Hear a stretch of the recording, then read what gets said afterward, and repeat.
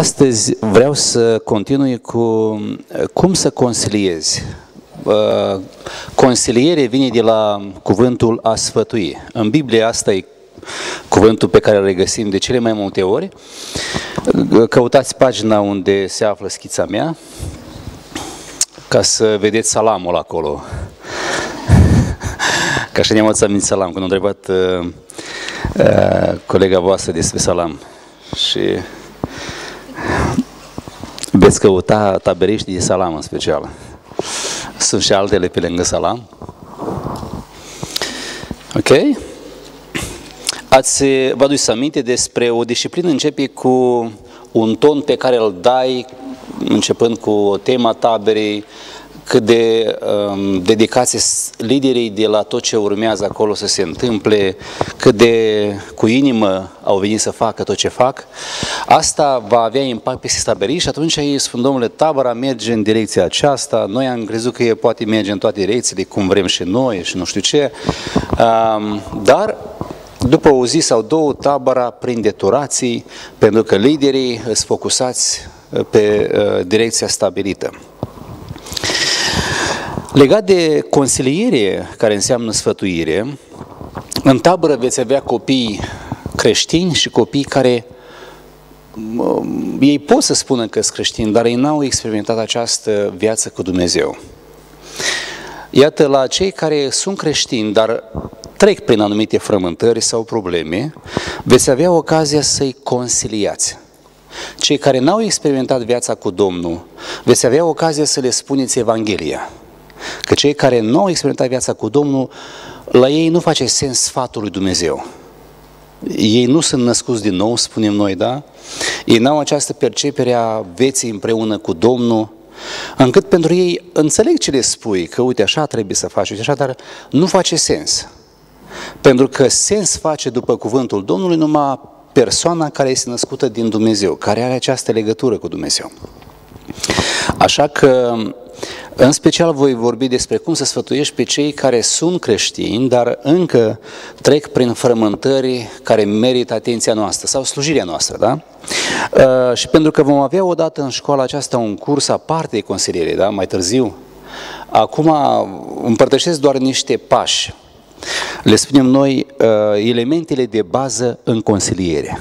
Nu știu dacă titlul vostru e acolo așa, dar acolo să-l puneți așa la punctul 2, cum să consiliezi, scrieți acolo elemente de bază, dacă aveți așa un spațiu, da? Și primul element de bază în consiliere este asigură un cadru prietenos. Cadru prietenos.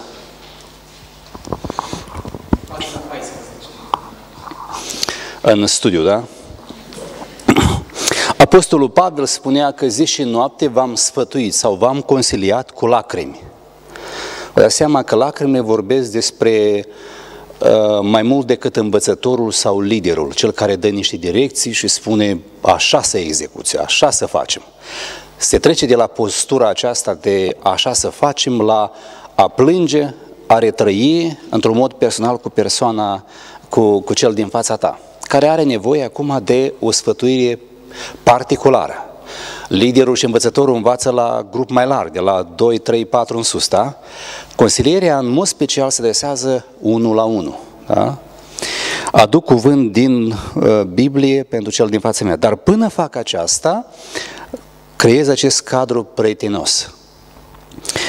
Și în mod special, căutând să fiu sensibil, da? Nu, când aud problemele, nu mă încrunt. Și știți că noi, prin limbajul corpului, comunicăm mai mult decât cuvintele. Cuvintele, atunci când folosim în comunicare, sunt vreo 5 sau 7% ca importanță. Dar limbajul corpului are vreo 50%. De exemplu, dacă mă uit încruntant la voi, voi înțelegeți că ceva nu e bine cu mine sau cu voi. Eu aș prefera cu voi să nu fie bine, da? Dar voi bine. Și așa mai departe. Deci limbajul corpului comunică foarte mult, de aceea înțelegem muții, Nu? Sau ne înțelegem că nu înțelegem o limbă străină. Te duci undeva și în străinul spune pe semne, mai spune ceva și până la urmă tot v-ați înțeles. Toți înțeles că vrea la autobuz, la gara de autobuz și nu știu ce. Un alt element în consiliere, adună informații. Punctul 2, aveți acolo, adun informații. Info. Și asta o fac prin a pune întrebările standard. Ca un fel de polițist, dar nu pe atitudine, ci pe felul cum lucrează, cum sondează. Cu cine ai fost? Cum s-a întâmplat? În ce timp? Întrebările cine, ce, de ce, când, unde, care. Astea sunt întrebări standard pentru polițiști, pentru detectivi și pentru domeniul duhovnicesc. Eu vreau să cunosc cadrul mai larg a lucrurilor prin care trece persoana aceea și în modul acesta nu uităm că eu am stabilit că eu mă duc cu o atitudine prietenească acolo. Nu voi permite concluzii de judecată. Pentru că ce fac când aplic judecăți? Eu știam că tu e așa. Nu mai sunt nicio șansă după aceea să dezvoltăm o discuție, o comunicare. Dar este un principiu și biblic. Proverbe 18:13 spune: cine răspunde fără să fie ascultat seamănă cu un nebun și trage rușine. Câteodată avem tendința să auzim discuția, comunicăm ceva și deja noi avem răspunsurile și începem să vorbim și el se uită, dar nu despre asta vroiam să vă spun. Deci noi am luat-o total paralel cu persoana sau opus subiectului pe care l-ar fi dorit să-l discutăm. Vi s-a întâmplat așa ceva? Se întâmplă asta cu părinții, right? La că știu. Dar nu asta am vrut să spun și încercăm noi să clădim ceva și câteodată o facem din manipulare, dar câteodată greșesc și ei, că mai mult greșim noi. Dacă vă simțiți câteodată în starea aceasta, iată, în domeniul consilierii tocmai cu asta trebuie să luptăm noi. Radu, cred că seara ne spunea că ascultarea este așa de importantă și când vorbim de ascultare, în special la cel care vrea să consilieze sau să sfătuiască. El trebuie să fie abil să asculte la limbajul verbal, într-un mod special. De exemplu, nu poate să se uită în ochii tăi. Sunt multe cauze pentru care nu face asta, dar deja e un semnal care comunică pentru tine ceva. Trebuie să vezi și să-l iei în calcul. Întreabă de familie, de școală, de viața socială, ce îi place, ce nu îi place, ce hobby-ul, de ce îi frică, care sunt situațiile și din domeniul social și financiar. Iarăși, nu mă grăbesc cu judecăți, cu afirmații, concluzie, iată aici ai greșit, iată nu trebuie să faci așa. El nu a reușit să aducă destule informații, iar eu, făcând aceste concluzii, nu voi ajunge să-mi dau seama foarte bine despre unde se află cu adevărat și cum să-l ajut din locul acela. Deci adun informația că sectorul acesta 2 presupune un timp mai mult decât m-am gândit eu că ar fi. Contează și ce vârstă are, contează cum îl cheamă, s-ar putea să discut și să spun concluziile mele, dar încă să nu știu cum îl cheamă pe el, știi? Asta spune că eu n-am ascultat foarte bine la el, nu am auzit foarte bine ce spune el, nu cunosc foarte multe implicații. Punctul 3. Lângă faptul că mă gândesc mereu să asigur un cadru de prietenie atunci când caut să sfătuiesc, dovadă că și eu am trecut pe acolo într-un anume fel. Că fiecare avem o trecere prin viață, iar amintirea despre cum am trecut noi ne ajută să fim, pe de o parte, prietenoși și cu spirit de ajutorare. Când uiți felul cum ai trecut tu prin viață, devii mai radical, poziționând într-o statură de sfânt și judecând pe toți nesfinții din jurul tău. Dar amintirea cum ai biruit tu, ca să nu vorbim despre cum am căzut, Cum am biruit eu, că am trecut prin, mă ajută să păstrez inima prietenoasă și să caut, să retrăiesc cu lacrimi, sfătuind și convingând că e posibil să plece de acolo, să se ridice. Adun informații, pasul 2, întrebând despre tot felul de domenii de viață, observând limbajul non-verbal și 3, aduc speranță. Aduc speranță. Știți ce spune el de cele mai multe ori? Eu n-am să reușesc, eu nu pot. Eu am încercat și nu s-a primit. Și altă dată am avut așa apucături să schimb lucrurile, dar nu a funcționat la mine. La mine nu funcționează. În fața voastră stă un om fără speranță. Eu încă nu dau soluție la problema lui. Eu încă sunt în procesul acela de a cunoaște mai bine problema lui. Pe mine mă interesează acum să-i aduc speranță înainte de a rezolva problema lui. Speranța că se poate. Câteva texte am aici și vreau să le punctez pe fiecare. Romani 8:28. Vă aduceți aminte ce spune textul acesta? Toate lucrurile lucrează spre binele celor ce răzbună Dumnezeu. Lucrul acela e rău și e greu, pentru că toate lucrurile, inclusiv și bune și grele, experiențe care sunt grele. Eu sunt acolo, el vede numai rău din răul pe care s-a întâmplat și nu vede niciun sens în tot ce s-a întâmplat, însă eu sunt acolo să-i arăt partea cealaltă, că lucrul acela greu, Dumnezeu îl poate folosi spre binele lui. Apoi un alt text, Romani 15:13, spune: Dumnezeul nădejdii să vă umple de toată bucuria și pacea, ca prin puterea Duhului Sfânt să fiți tare în nădejde. Și eu îl întreb, ce spune textul despre Dumnezeu? Cum îl descrie textul pe Dumnezeu? Și vă întreb pe voi, cum îl descrie textul pe Dumnezeu pe care l-am citit? Ați uitat textul? Dumnezeul nădejde. Cum îl descrie textul pe Dumnezeu? Că e un Dumnezeu al nădejdii și pe limba noastră mai dintre noi înseamnă al speranței. Îl întreb atunci, ce fel de Dumnezeu ai? Că tot ce îmi spui până aici, văd că ești într-o stare disperată, adică parcă nu mai ai speranță. Zic că da, dar să știți că așa e starea mea de grea și eu chiar nu mai văd. Dar ce spune Biblia despre Dumnezeu? Că e Dumnezeul speranței. Ce fel de Dumnezeu ai tu? Păi eu cred în Dumnezeu, dar în care Dumnezeu crezi? Că Dumnezeul Bibliei este Dumnezeu al speranței. Și el începe să prindă mesajul de speranță care îl duc spre el. Că dacă ne-am încrezut într-un Dumnezeu al speranței, eu trebuie să rămân prins de acest Dumnezeu al speranței, să cred că El va aduce și bucurie și pace. Pentru că în probleme dispare bucuria și pace. Omul este și fără pace și fără bucurie. Dar Dumnezeul nădejdii va aduce bucurie și pace ca prin puterea Duhului Sfânt. Și spun, uite, că nu ești singur în bătălia aceasta. Tu ai pierdut din vedere pe cineva foarte important în bătălia credinței. Ca prin puterea Duhului Sfânt. Duhul Sfânt este în viața ta. Păi, și unii vor spune, nu știu.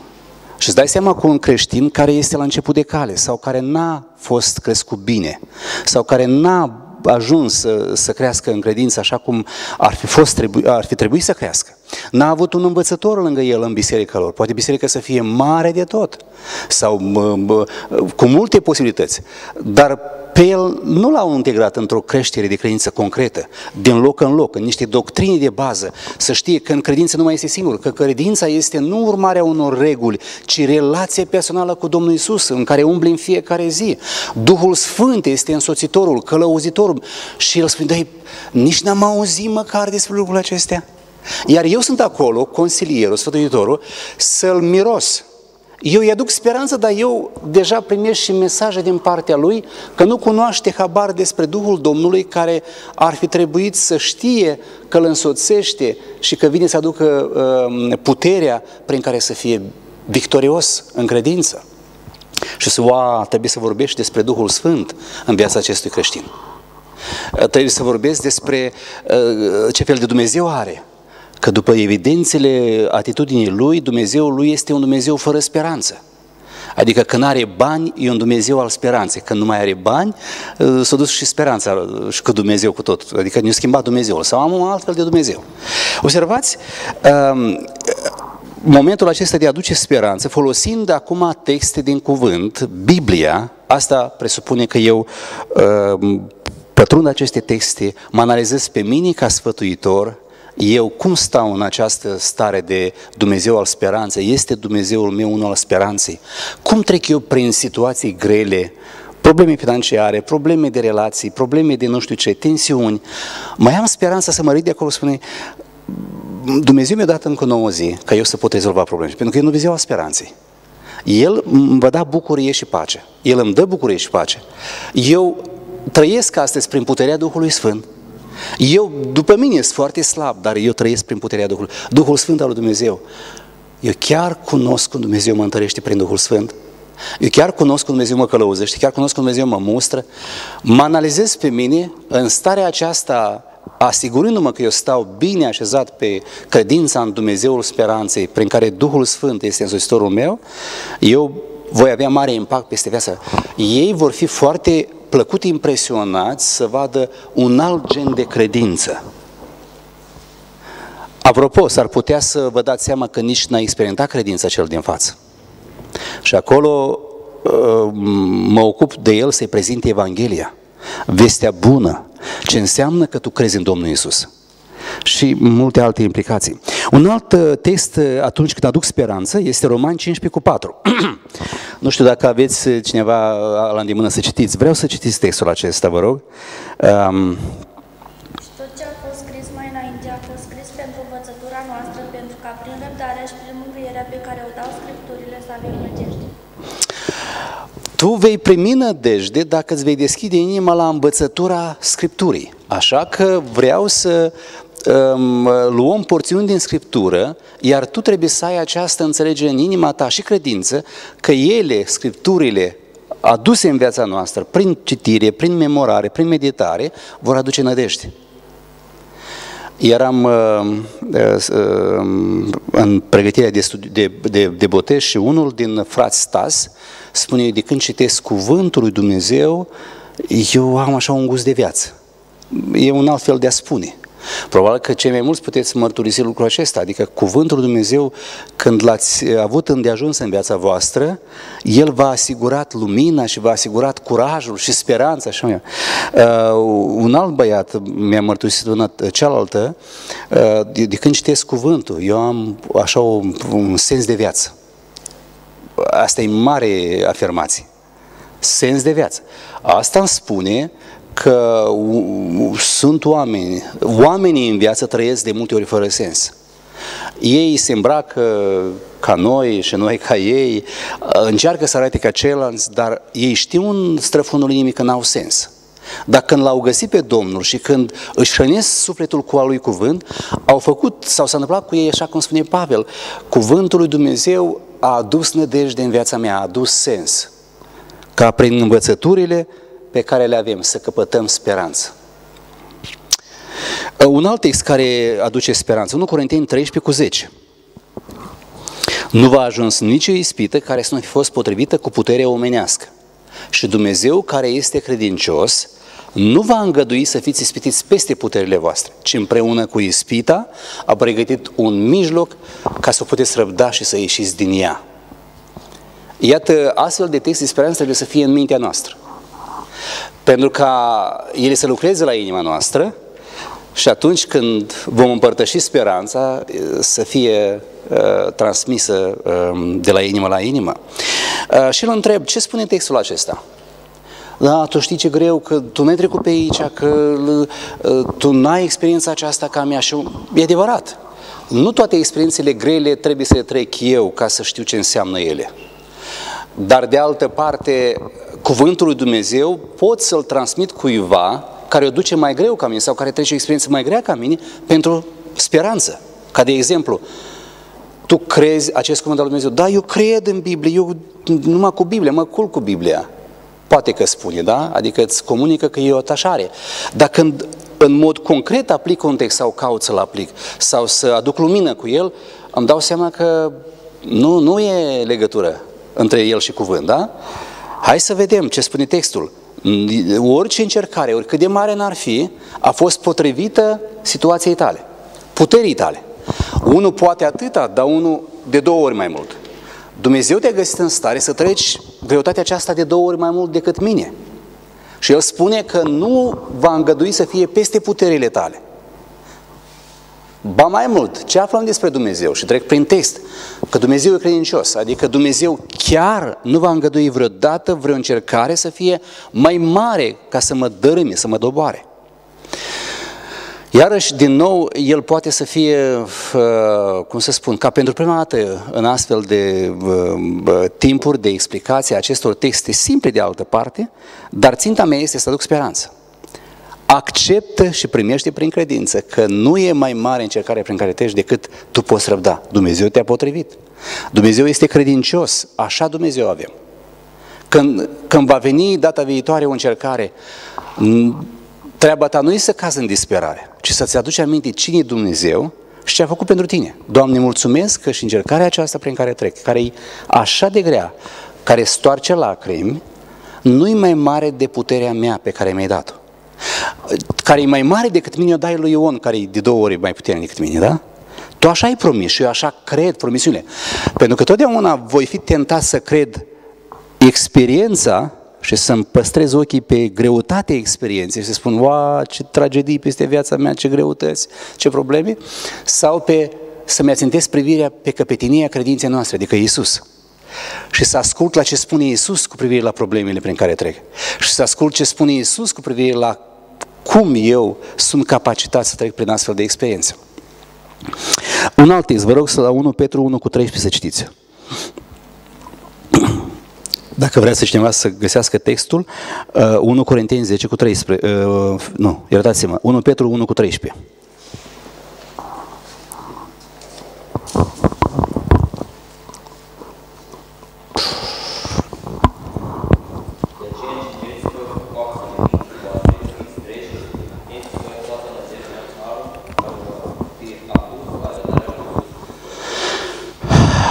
Puneți-vă nădejdea, și aș fi vrut să-mi pun nădejdea în capacitățile mele, în priceperea mea de a trece prin problema aceea, dar Apostolul Petru, spuneți-vă nădejdea în harul. Și acum un alt subiect se deschide în dialogul nostru. Ce cunoaște el despre har? Ce înseamnă harul? Întreagă trebuie să explic, sau poate va trebui mai mult, că harul este un dar nemeritat. Prin har suntem mântuiți, dar prin har suntem împuterniciți și îi explic acolo despre lucrarea harului Dumnezeu. Bunătatea aceea de ne face biruitori. Tu trebuie să ai speranță în harul lui Dumnezeu, nu în experiența pe care o treci tu acum și să te lași manipulat de experiența aceasta. Filipeni 1:6 spune, cel care a început această lucrare în voi o va duce la capăt până în ziua lui Hristos. Experiențele grele pe care le trec ei și le trecem noi sunt cariera în care ne aflăm.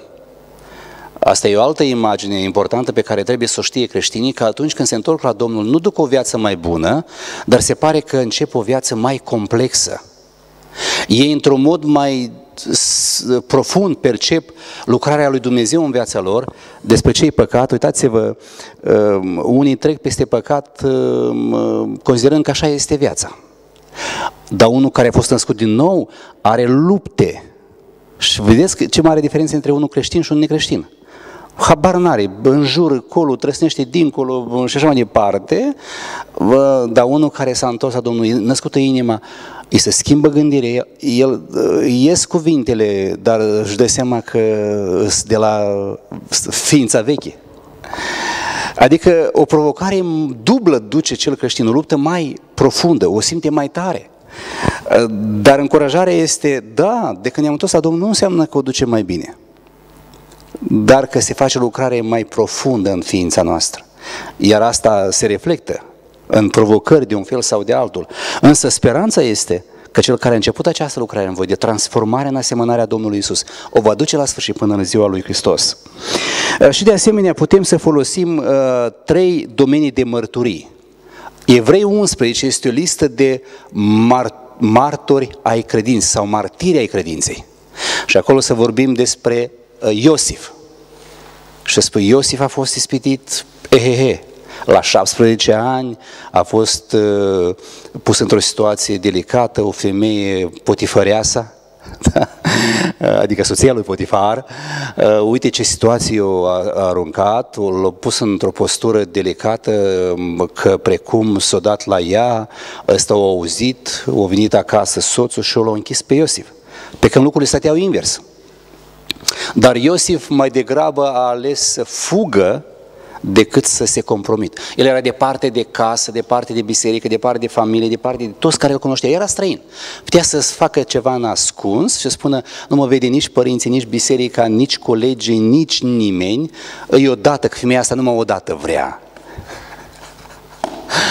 Și după aceea am mulțumit pe toată lumea, și pe ea, și pe nu știu cine, da? Dar măcar nu mă duc la închisoare. Păi stai tu ani de zile în închisoare pentru ce? Da? Dar Biblia spune că Iosif, eu mă tem de Dumnezeu. Și asta i-a fost biruința, cum să acționeze și cum să procedeze în astfel. În Evrei 11 este despre Daniel, care ideologia vremii anunțau că nu e voie să te rogi altui Dumnezeu decât Dumnezeul Babilonului sau idolul care era. Și vedeți, se mută lupta pe dimensiunea ideologică. Și să-l pui în fața celor cu care discuți, să spui, adică înaintea noastră au fost așa de mari încercări pentru credincioșii care au fost până aici. Și uite cum au biruit ei. Mărturiile lor aduse în fața celor care îl sfătuiesc va încuraja, va stârni speranța. Și dacă ei au putut, se poate. Mai ales dacă ai imaginație, le spui că noi suntem ca într-o arenă de alergare. Și pe pista de alergare ne aflăm noi, eu cu tine. Și suntem în proces, uite, ne-am mai împiedicat și tu îmi spui acum că uite, asta e împiedicarea, dar arena cei de alergare are scaune, are băncile acelea multe și cu etaje până la cer. Și în arena aceea mare care se uită la noi în timp ce alergăm, este Iosif acolo și Daniel dincolo și Moise în partea cealaltă și Avram și Isaac și Iacov și mulți alții. Evrei 11 prezintă lista. Toți aceștia au murit în credință. Au sfârșit alergarea vieților cu o credință de mare impact. Și potrivește după situația lor care e martorul acela care i-ar fi o mare speranță, i-ar fi o mare încurajare. Ei se uită la și ne strigă, n-auzi glasul lui. Cum eu am biruit și tu poți birui. La mine a fost experiența mai grea ca la tine sau seamănă ca la tine. Am reușit, asta e semnal pentru tine că vei reuși și tu. Un alt domeniu de mărturie este mărturia altora din vremea noastră, ca să fie așa actuală. Dar cea mai mare impact are mărturia personală a vieții tale. Dacă sunt experiențe de viață în care tu poți să împărtășești potrivit situației lui, iată, acolo e ocazia să spui, da, știu ce înseamnă aceasta, pentru că am trecut și eu prin astfel de experiențe. Dar Dumnezeu mi-a dat biruință și spui cum ți-a dat biruință, care au fost pașii. Aceasta încurajează foarte mult și îl vezi că din fața aceea întunecată și fără speranță s-a aprins lumina. Și el începe deja să creadă, pentru că ați văzut gama prin care am trecut. De texte care au concentrat ființa aceea pe speranță. După ce am adus speranță, evaluăm problema biblică.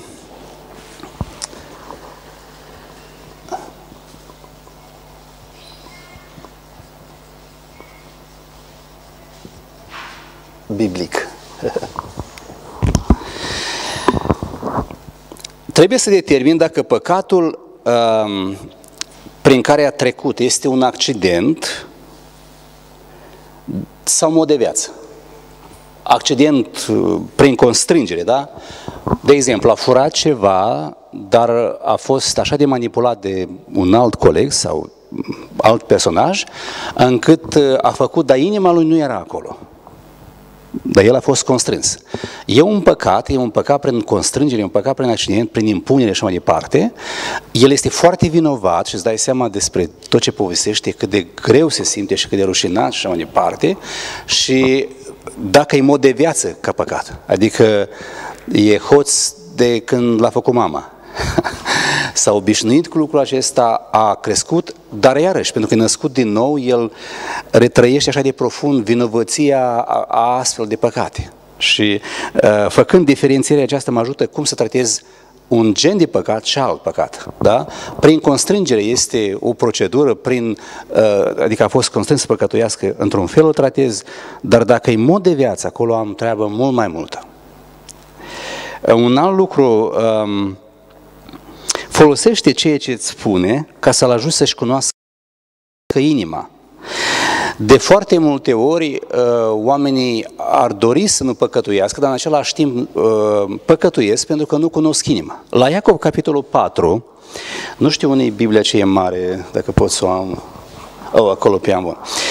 Vreau să ne uităm doar la primele versete, să vedeți de ce de multe ori egoismul ne controlează viața noastră și de ce ajungem să păcătuim de cele mai multe ori. Deși am ști că nu trebuie să păcătuim, noi ajungem să facem aceasta pentru că în lăuntru inimii noastre există dorințe. De unde vin luptele și certurile între voi? Nu vin oare din poftele voastre, care se luptă în mădularele voastre? Voi poftiți și nu aveți, ucideți, pismuiți și nu izbutiți să căpătați, vă certați și vă luptați și nu aveți pentru că nu cereți, sau cereți și nu căpătați pentru că cereți rău, cu gând să risipiți în plăcerile voastre. Suflete prea curvare. E un cuvânt, o expresie foarte dură. Și te întreb ce are expresia aceasta aici, de ce a pus-o Iacov aici. Noi suntem chemați să-L iubim pe cine, în primul rând? Spuneți mai tare? Matei 22. Iubește pe Domnul Dumnezeul tău și pe aproapele tău ca pe tine însuți. Dar Iacov spune, voi aveți probleme pentru că poftiți, pentru că iubiți altceva decât pentru Dumnezeu. Când îți dai dragostea pe care trebuia să o dai lui Dumnezeu altor lucruri sau altor pofte, pentru că tu poftești cu disperare să se facă lucrul acela, tu dorești din toată inima, îi semnal că poftele te controlează. Vor să iei controlul asupra ta mai mult și mai mult. Dar eu am dragoste pe care trebuie să o împart cu Dumnezeu, iar dacă ascult de pofte, iau dragoste pe care trebuie să o am pentru Dumnezeu și o dau poftelor. Iar procesul acesta de a schimba dragoste de la soție la altă așa, se numește preacurvie. De ce Pavel spune, suflete preacurvare, care trebuia să-L iubești doar pe Dumnezeu. Tu ai început să iubești poftele. Ți-ai schimbat dragostea ta pentru Dumnezeu și o adresezi acum poftelor.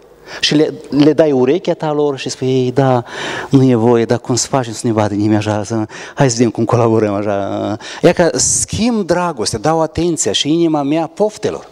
Procesul acesta se numește suflete preacurvare. Dragostea ta păstrează-o pe Dumnezeu, ascultă pe Dumnezeu, urmează-L pe Dumnezeu, nu poftele tale.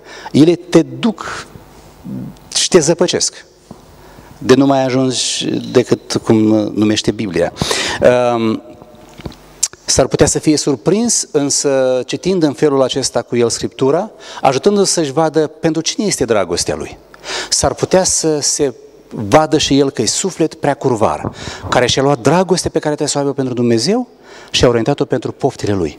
El în inima lui poftește să se facă numai decât ceea ce dorește el. Deși parcă e cu Domnul și cântă și așa mai departe, nu e o inimă dedicată lui Dumnezeu. Încă oscilează cu dragostea aceasta dintr-o parte în alta. Iar asta îl plasează în categoria suflete prea curvare. Înțelege gândirea consiliatului. De ce gândește cum gândește? Probează dorințele consiliatului. Iacov 1 la 13. Haideți să vă uitați și în textul acesta să vedeți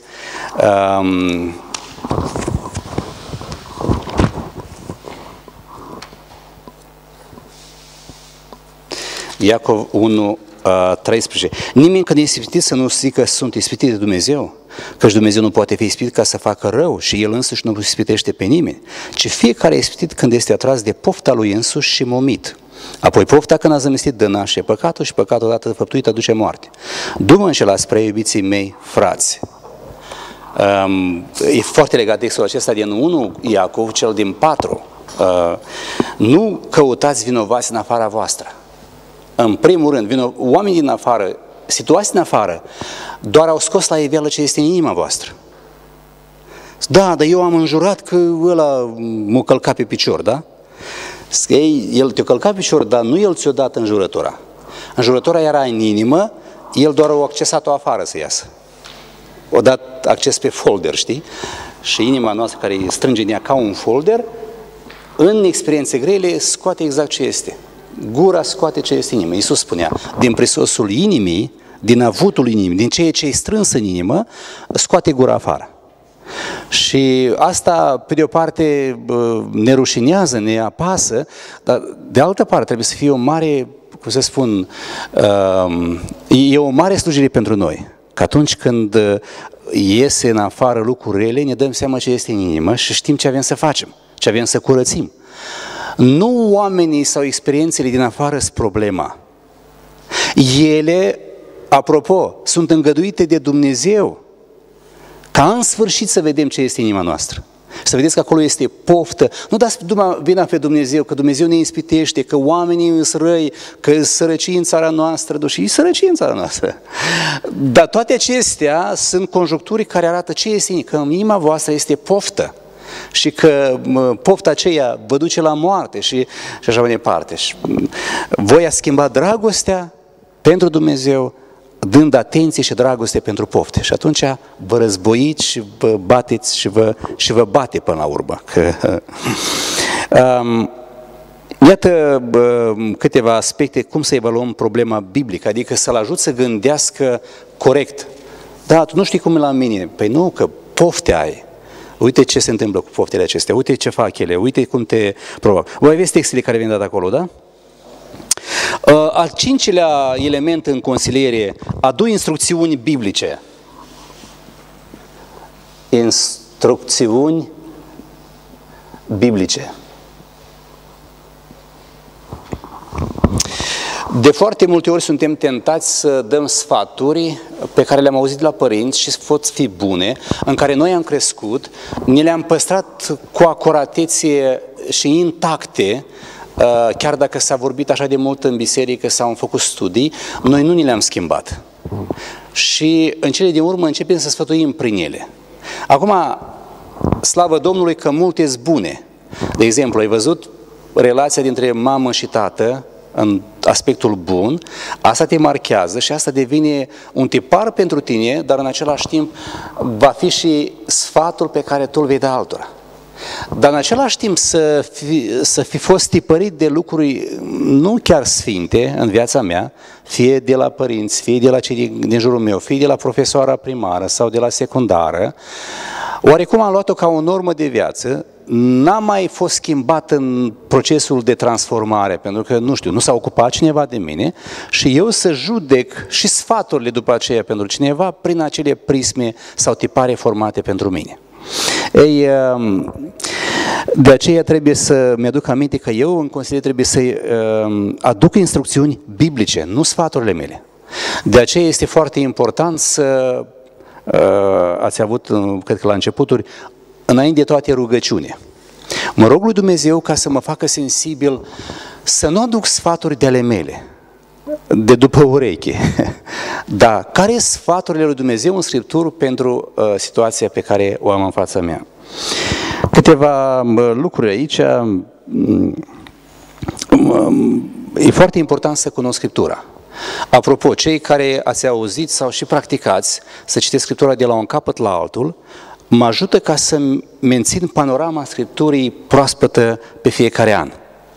Și când mă confrunt cu o situație sau alta, când trebuie să sfătuiesc pentru domeniu sau altul, încep să se lege mult mai ușor care sunt textele sfat pentru astfel de situații. Acum sunt și multe alte instrumente, sunt dicționare, sunt concordanțele, sunt anumite Biblii care au care sunt textele pentru frică, care sunt textele pentru îngrijorare, care sunt textele... Și mă ajută foarte mult. Este Biblia Gideon sau Noul Testament Gideon, are la început o listă cu teme, experiențe prin care trec unii și alții, trecem noi și textele care ar aduce lumina și sfatul pentru situația X sau Y. Iată, pot folosi și astfel de concordanțe sau Biblii clădite gata. Dar încă am nevoie să-mi aleg expres textele pentru situația pe care o am în fața mea. Psalmul 19 cu 17 la 19, legea Domnului este curată și aduce schimbare. Eu trebuie să cred aceasta și să văd care sunt textele care aduc schimbare în viața acelor oameni. Acum, nu trebuie să, când spunem texte, ne referim la cuvântul de viață al lui Dumnezeu. Dumnezeu este Cel care aduce schimbare, folosind cuvântul Lui. Pentru că noi relaționăm cu cei din jur și cu oamenii. Un alt element în consiliere, după ce am dat instrucțiuni biblice, am explicat cum Dumnezeu răspunde la problema pe care o are sau prin care trece, al șaselea element, temă de casă. Temă de casă.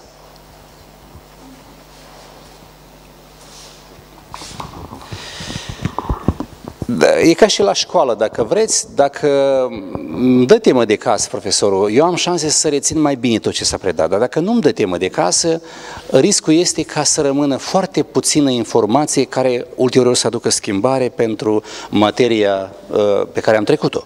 Așa este și în domeniul duhovnicesc. Eu, ca și cel care mă interesează să fie efect în viața aceea, să fie ajutat, numai decât îmi gândesc în termeni de temă de casă, la fiecare întâlnire. Apropo, o consiliere, o sfătuire nu se poate epuiza la o singură întâlnire. Ați văzut câte probleme pot apărea în proces. Îmi dau seama că nu cunoaște pe Dumnezeul speranței, că Duhul Sfânt este implicat în bătălia de credință, că cum cuvântul trebuie aplicat și nu numai așa că îl știu, dar când vine experiența, de fapt acționez altfel.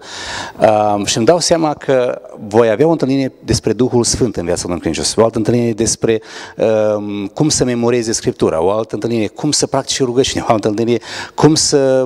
și așa mai departe. Prin urmare, sfătuirea sau consilierea îmi va lua cel puțin 4, 6 sau chiar 8 întâlniri. Asta înseamnă 8 săptămâni dacă merg pe săptămână sau 4 săptămâni dacă merg de 2 ori pe săptămână. Da? Vreau să-l aduc la un liman bun și să știu că s-a așezat pe temelie de la care poate continua să crească în credință. Scopul meu nu numai să rezolv problema lui, ci să-l învăț cum să facă față la atâtea provocări pe care le va înfrunta în viață după aceea. Că până aici a înfruntat probleme, dar de aici nu înseamnă că s-au terminat, dimpotrivă poate va avea provocări mai mari, iar eu gândesc în termenii acestea de a-l ajuta pentru problema de astăzi, dar cum să fie echipat pentru a face față la provocările care urmează. Temă de casă, aveți și voi acolo cel puțin 4 lucruri, da? Îi coordonez un caiet sau el va avea un caiet în care scrie cu mâna lui textele biblice pe care eu le selectez. 2, 3, 4 sau 5. Nu vreau nici prea multe texte, dar totuși să fie un conținut de texte, un număr de texte care le va scrie în caietul lui, așa cum apare în Scriptură, da? Eu vreau să scot din Scriptură și să transfer în inima lui cuvântul. Modalitatea de a transfera este prin vârful de peniță, prin auz, prin văz, prin memorare, are loc transferul acesta. Uneori așa se realizează citirea la școală și la Scriptură la unii dintre noi sau la cei cu care consiliem, că e carața prin apă. Nu se udă nicicum, foarte bine izolantul acesta. Adică, și se primește că ai citit Scriptura și spun, da, am citit Scriptura, am trecut de la un capăt la altul. Dar important pentru noi nu e să treci prin Scriptură, ci să treacă Scriptura prin tine. Da? Sunt două lucruri total diferite. E fain să merg în tiparul acesta de Genesa, Apocalipsa, de la un capăt la altul, Biblia pe un an, dar întotdeauna păstrez în memorie câtă Scriptură trece prin mine în ziua de astăzi. Ce a trecut prin mine din ce am citit porțiunea de astăzi. Și ziua acesta trebuiește cu mare insistență, poate că altdată, astăzi am citit așa numai porțiunea de 3 capitole, sau 4 sau 2, nu știu câte, da? Totdeauna mă gândesc ce mi-a vorbit Domnul mie astăzi. Vă dați seama, 365 de zile cu întrebarea ce mi-a vorbit Domnul mie astăzi, se adună 365 de întrebări și sunt șanse pentru 365 de răspunsuri. Net diferență, da? Un om care era în credință la nivelul acesta, după un an de zile este aici De ce? El a gândit mereu ca al Domnului cuvânt să treacă prin viața lui și el a decis să se lase schimbat din slavă în slavă. Iată, eu mă confrunt cu cel din fața mea care el numai poate trece prin Scriptură. Eu mă preocup cum să treacă Scriptura acum prin el. Ce pot să fac? Și mă gândesc la 4 pași. 1. Scrie textele din Biblie. 2. Memorează aceste texte. Și să văd cum suflă așa, ca la limba rusă. Sau la limba franceză. Nu știu ce e mai greu la școală pentru el, da? Dar, spun, e foarte important. Dar nu știu dacă se pot. Tu trebuie să fii deschis să te conduc. Uite, până acum ai mers singur. N-ai avut un învățător în biserică, dar dă-mi voie să te conduc. Tu trebuie să ai încredere în ceea ce îți cer ca să fii deschis să facem. Așa vor fi rezultate, altfel. Uite, până aici ai venit cum ai venit și undeva suntem. Vrei să crești? Da, eu vreau să crești. Lasă-mă să te conduc. Iată, data viitoare când ne întâlnim, trebuie să memorez. Și mă întâlnesc data viitoare și spune că, dar n-am găsit un caiet și că memorarea trebuia să memorez, așa-i? Mă întreabă pe mine. Ne sculăm în picioare și spunem, mulțumim că ai venit până aici, dar nu putem să ne întâlnim astăzi. Pentru că noi am venit să clădim rândul 2 de cărămidă în zidul credinței noastre. Dar dacă tu nu ți-ai făcut tema de casă, este ca și cum tu n-ai așezat rândul 1. Și dacă n-ai pus rândul 1, nu poți să pui rândul 2. E logic. Și el nu vrea să creadă că chiar așa va fi. Dar eu chiar așa trebuie să fac. Nu, ia timpul ăsta care trebuia să ne întâlnim noi și să-ți faci tema de casă. Ce am spus? Să scrii textul biblic, 2, 3, 4 sau câte a cerut, să le memorezi, pentru că eu când mă întâlnesc, primul lucru care fac, dacă l-ai scris, și trebuie să reciți. Pentru că tare departe inima noastră este de cuvântul Domnului. Iar prin memorare noi ne afundăm inima în cuvânt. Numai așa va lucra cuvântul. Vezi unde suntem. Pentru că nu-i de ajuns cuvânt care să aducă speranța și care să aducă transformarea. Un alt lucru lângă cele două, dacă le-a făcut, îi le dau înainte, să scrie ce învață din ele. Și ia Matei 6,33 și scrie prinioară. Să caut mai întâi împărăția, astea sunt învățături generale. Noi, ia mai să vă testați și pe voi, de cele mai multe ori când avem astfel de întrebări, suntem capabili și ușor putem să spunem învățăturile generale dintr-un text. Dar dacă învățătorul ne întreabă, dar ce înveți pe tine? Ce se vorbește Domnul ție? Să ne fie mai greu un pic. Pentru că trec de la învățăturile generale la a aplica personal la mine ce îmi vorbește Domnul. Dar ce înseamnă asta, practic? Eu decid ca în săptămâna aceasta să caut împărăția lui Dumnezeu mai întâi. Practic, voi face din a vesti Evanghelia un obiectiv clar pentru mine și nu las așa când am vreodată timp, niciodată, știți cum e cu timpul la noi. Vreodată, niciodată. Dar eu urmăresc 3 persoane să le spun Evanghelia, că asta e foarte concretă temă de casă, da? Sau eu voi stabili pentru mine să caut împărăția dacă e pe domeniul cu Scriptura. Unul care n-a citit Scriptura, acum își pune la punct lucrul acesta, în fiecare zi eu vreau să citesc 2 capitole sau 3 capitole și la sfârșit săptămână voi avea 14 capitole citite. Și când ne întâlnim vom discuta despre lucrul acesta, că am făcut asta, a urmat asta și așa mai departe. Pentru că eu am luat de la învățătura generală, caut împărăția lui Dumnezeu și o aplic particular la mine. Asta e al 4-lea punct. Ce-ți vorbește Domnul pentru situația ta din acest text? Deci 4 lucruri la temă de casă. Să scriu textul, să-l memorez, să scriu învățăturile generale și să scriu ce îmi vorbește Domnul să fac eu. Eu decid să fac și scriu ce fac. Da?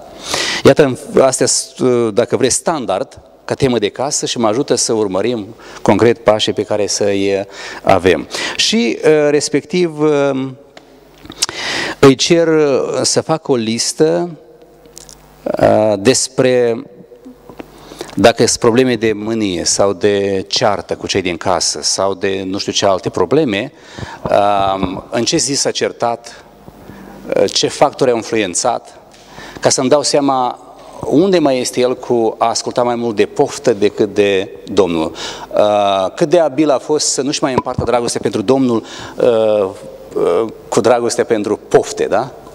și în felul acesta, ducând un condei despre când se întâmplă provocările acestea, problemele, alunecările, știu de unde să intervin mai ușor în... Încurajează să ia inițiativă în a umbla în credință. Efeseni 4:1 Pavel spune, le cere să umble într-un mod vrednic de chemare. Tu te-ai întors la Domnul și trebuie să umbli într-un mod vrednic de chemare. Gata, ajunge că, da, nu știu dacă eu nu... Fii serios cu Domnul, pornește odată înainte, nu mai sta de colo-colo bătut de vânt. Ajută-l să fie cunoscători ai cuvântului, dar și împlinitori ai cuvântului. Nu numai ascultători. Iacov 1:22. Fiți împlinitori ai cuvântului, nu numai ascultătorii uituci. Și aici îmi dau seama cât de mult cunoaște Scriptura și cât de mult aplică Scriptura. Cere să citească porțiuni de Scriptură adecvate și să noteze tot ce vorbește Domnul situației lui. De exemplu, voi spune, săptămâna aceasta vreau să citești cartea Iacov și să notezi tot ce îți vorbește Dumnezeu ție despre încercările de viață, cum te bucuri tu în ele sau nu te bucuri. Priviți ca o mare bucurie când despre uite încercări acolo, spune, tu te bucuri sau nu, despre limbă, despre înțelepciune, care e înțelepciunea pe care tu o aplici, cea de jos sau cea de sus și așa mai departe. Și de asemenea pot să-i propun cărți care ajută ca soluție la problema lui. Vă propun și vouă o carte care acoperă exact bătălia aceasta de fond, inima și dorințele inimii, se numește Războiul vorbelor. Scrisă de Paul Tripp, un american, este în română tradus cartea aceasta. Vă rog să notați numele cărții, Războiul vorbelor. Este la mine în birou, era bine să o aduc. Dacă vrei să o duci Gelu și să o vadă, stă undeva la masă, acolo la unde stau cărțile jos. E groasă ca finie așa. Ok, dacă sunt întrebări până aici legate de elementele cheie în consiliere. Dacă cel din fața mea este creștin și spune că e creștin și eu simt ca atare, înțeleg ca atare, atunci eu îl consiliez și ați văzut cei 6 pași, da? În elemente ale consilierii. Dacă cel din fața mea nu este creștin, atunci pentru el nu face sens sfaturile Domnului, pentru el trebuie să aplic prezentarea Evangheliei, să-i spună Evanghelia. Acum îi pot spune Evanghelia folosind câteva instrumente. Mărturia personală întotdeauna este modul prin care pot comunica Evanghelia. Și unii ați învățat când v-ați botezat cum să faceți Evanghelia înainte să boteza, da? Uite, astăzi am făcut cu Stas și cu Vasea, ei se vor boteza pe 31 ianuarie și astăzi am învățat cum să faci mărturie personală pe baza exemplului Pavel din Fapte 22. El își prezintă mărturia personală acolo. Sau instrumente ca Romani, capitolul 3:23, toți au păcătuit. Recunoști că ești păcătos. Romani 5:8, dar Dumnezeu și-a arătat dragoste pentru noi prin faptul că pe când eram păcătoși Hristos a murit pentru noi. Romani 6:23, plata păcatului este moarte, dar darul fără plată Dumnezeu este viața veșnică. Romani 10:9, cum să ajung salvat? Dacă mărturisești deci cu gura ta pe Iisus Hristos ca Domn și dacă crezi în inima ta că Dumnezeu l-a înviat din morți, vei fi mântuit. Căci prin credință din inimă se capătă neprihănirea și prin mărturisire cu gura se ajunge la neprihănire. Observați, aceasta este prezentarea Evangheliei, calea Romanii, se mai spune, da? Cum să prezinți Evanghelia folosind cartea Romani? Romani 3:23, Romani 5:8, ia notați vă rog asta. Cum să prezint Evanghelia? Folosind cartea Romani, în spațiul acela. Romani 3:23. Facem asta pentru că vă spuneam, cei care nu îs creștini, nu face sens consilierea, pentru ei face sens prezentarea Evangheliei. Folosesc cartea Romani să prezinte Evanghelia. Sunt multe alte modalități, mărturie personală, dar acum vă prezint ceva din cartea Romani. Romani 3:23, liniuță, toți am păcătuit. Discut despre păcat, discut despre dacă el a păcătuit, dacă el înțelege că e păcătos. Și vă dați seama, aici aveți discutat un pic. Veți vedea cum Domnul vă aduce aminte despre multe alte texte din Scriptură care se referă la această stare și nevoie de a pleca din starea aceasta. Al doilea text, Romani 5:8. Dar Dumnezeu și arată dragoste pentru noi. E disperare să fii păcătos și în păcat, dar ce veste bună că Dumnezeu și arată dragoste pentru noi. Și arată dragostea prin faptul că l-a trimis pe Domnul Iisus, Fiul Său, da? Și acolo textul mai multe puteți să dezvoltați mergând pe text. Romani 6:23. Plata păcatului este moartea. Iată ce plată are Dumnezeu pentru păcătoși. Dar, pentru cei care cred, primesc darul vieții veșnice în Domnul Iisus Hristos. Tu ce vrei? Să fii plătit cu moartea sau cu viața veșnică, Domnul Iisus? Sunt modalități prin care motivezi omul să îl duci din loc în loc motivându-l. Cum poți? Și el spune, eu vreau să primesc darul vieții veșnică. Foarte bine. Iată Romani 10 mai departe, cu 9 și 10, ne ajută să înțelegem cum să primesc mântuirea. 10 cu 9 și 10. Cum să primesc mântuirea? Așa a scris titlul și acolo, mergând pe text, vedeți. Dacă mărturisești despre Iisus Hristos ca Domn, este Iisus Domnul vieții tale. Asta înseamnă, asculți de El. Ei, nu prea. Vrei să decizi ca Iisus Hristos să fie stăpân peste viața ta, să asculți de El? Da, vreau. Vă rugați împreună, îl conduce în rugăciune și spui, Doamne, eu vreau ca Tu să fii conducătorul vieții mele. Dacă mărturisești pe Iisus Hristos ca Domn și dacă crezi în inima ta că Dumnezeu l-a înviat din morți, tu crezi că Iisus Hristos a murit pentru păcatele noastre și a înviat a treia zi, înviat de Dumnezeu? Cred că El a murit pentru păcatele noastre și a înviat. Ajungi să fii mântuit. Iată cum primești mântuirea. Prin credința în Domnul Iisus. Căci prin credință din inimă se ajunge la neprihănire și prin mărturisirea cururilor se ajunge la mântuire. Nu numai că ajungi mântuit, dar ajungi și socotit drept înaintea lui Dumnezeu. Tu ai fost un om strâmb, nedrept din cauza păcatului și acum ai primit statut de om neprihănit prin credința în Domnul Iisus. Asta ca să aveți așa cel puțin două elemente. Mărturie personală, prezentarea Evangheliei și calea Romani. Sunt și altele, poate că mai încadrați până la urmă să vă povesti și altele, dar mă opresc. Asta e cartea Războiul Vorbelor. Vă propun cu căldură, se referă exact la probleme de fond de inimă și veți fi surprins să vedeți câtă oglindă sufletească va fi cartea aceasta. Veți căuta să vă întoarceți fața un pic de la ea, dar să reveniți totuși, că vă face bine sufletului. Da? Iar ulterior să puteți ajuta pe mulți alții. Asta e cu consilierea și cu tema de casă. Cred că la cursul consilierii veți putea să aflați mai multe.